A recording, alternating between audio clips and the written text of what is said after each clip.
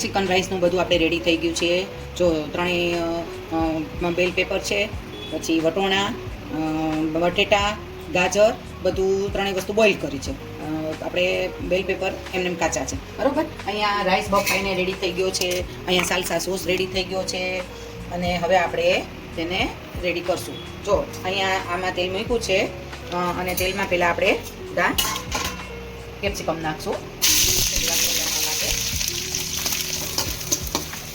થોડી વાર સોસણવા દઈશું.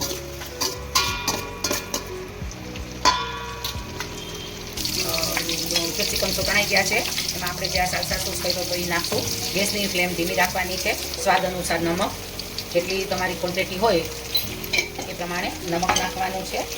અને હવે આપણે નાખી દઈશું આ બધી બોઇલ કરેલી સબ્જી.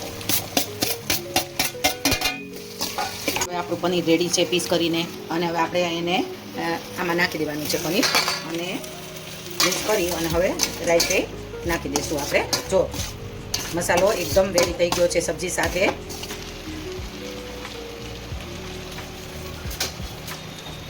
ભાત આવી રીતે છૂટો એકદમ રાખવાનો છે. ભાત એકદમ ગળાયેલો નથી બનાવવાનો, એકદમ આ રીતે છૂટો રેવો રાખવાનો છે. મેક્સિકન રાઈસ હવે રેડી થઈ ગયો છે. જો પનીર અને બધા બેલ પેપર ને કેવું દેખાય છે, મસ્ત.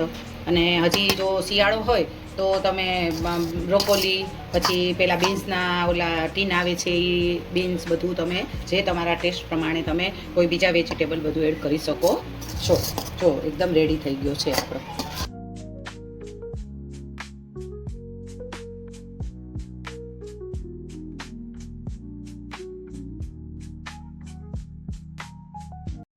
તો મિત્રો, સાલસા સોસ અને પનીરની રેસિપી જોવા માટે ડિસ્ક્રિપ્શનમાં આપેલી વિડીયો લિંક પર હમણાં જ ક્લિક કરો.